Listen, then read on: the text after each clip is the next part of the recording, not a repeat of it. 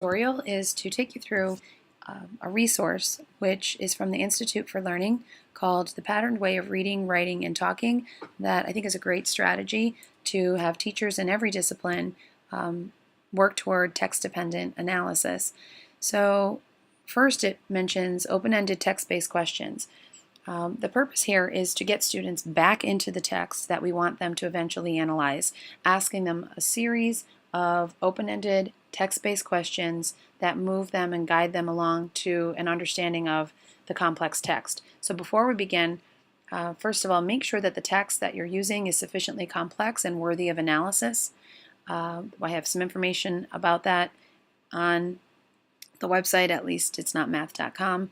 There's an entire section about choosing appropriate complex texts. There's lots of resources, and I'm sure you have some, but make sure it's worthy of analysis. Secondly, the questions are questions that the teacher asks, so make sure you're very familiar with the text and know what you want them to analyze. And start small. It could be a word, it could be a series of words, sentences, paragraphs, eventually full texts, and maybe by the time we hit PSSAs, they're analyzing multiple texts, but we don't have to start that large. We can start small, say with, just a few words or a paragraph. So first of all, open-ended text-based questions are questions that we ask students that force them back into the text that don't have one definite answer. So there are multiple varied responses. So there's a few examples there. It talks a little bit about why those types of questions are important.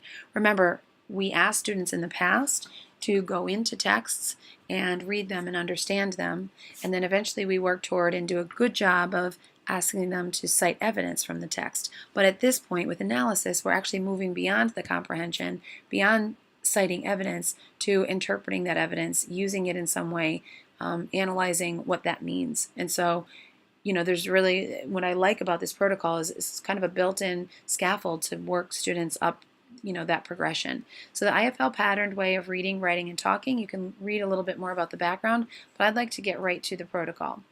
So on the left-hand side, you could see the 4 steps for this close reading strategy. We'll start with the first, which is read to get the gist. So you've chosen a sufficiently complex text that you're going to be asking students to analyze. Reading to get the gist is exactly how it sounds. Purpose of this reading is to make sure everybody is on the same page. This is the kind of questioning that you already do, likely with texts. What's happening? If it's literary, who are the characters? If it's informational, what is the argument being made? How do we know? What are the details if you're analyzing a whole text? And really making sure everybody is on the same page. If you have students that are reading below grade level, this isn't the time that we're working on writing skills or making them guess at answers. This is the purpose of this discussion is, are we all on the same page with what this means? Because we can't get to analysis if we aren't all understanding or comprehending the text. Okay, so this is probably pretty standard in your classroom. We're going to move on then from read to get the gist to reread to find significant moments.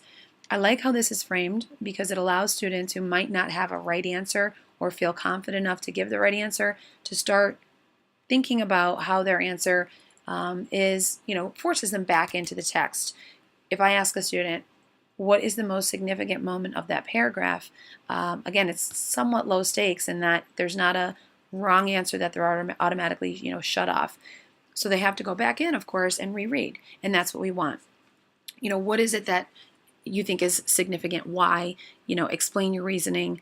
So this is, again, a reread strategy, forces them back into the text, forces students to start really kind of delving into having to give evidence to support their response. So this, again, might be something that you're probably already doing in your classroom, but I do like how they frame it so that it allows students the opportunity to feel confident with their answers as they reread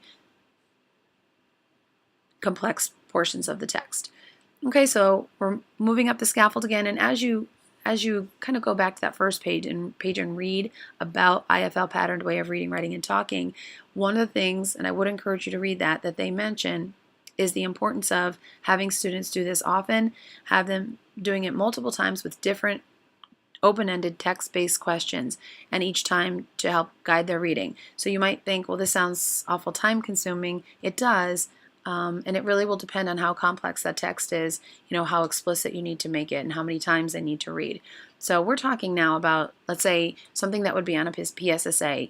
There's multiple layers, possibly multiple texts, so the students really do have to spend some time going back and rereading and skimming.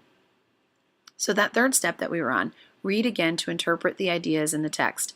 This is where you as a teacher should have an interpretive question prepared. So that means, as it says, a thought-provoking question with multiple varied responses based on evidence from the text. So it's a question that forces the students back into the text, not just to point out, what it means, but to point out their interpretation of, let's say it's a short story, how the author creates the tone in the piece. If it's an argument, pinpointing a question that guides them right to why that argument is successful. If it's a persuasive piece, let's say.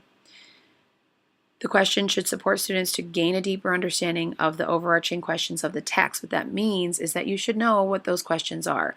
So when you are looking at the text to prepare for this, why are you using that text? And what does that text, we can call it an essential question if you'd like. What is the most important thing about that text that I want students to know?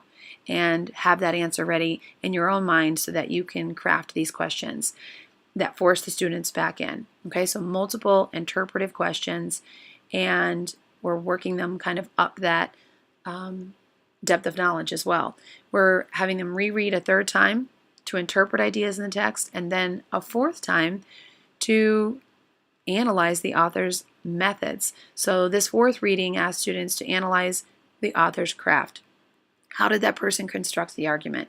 How did Edgar Allan Poe make that poem feel so dark and dreary? So again, you should know the answers to those questions ahead of time. It's because of word choice.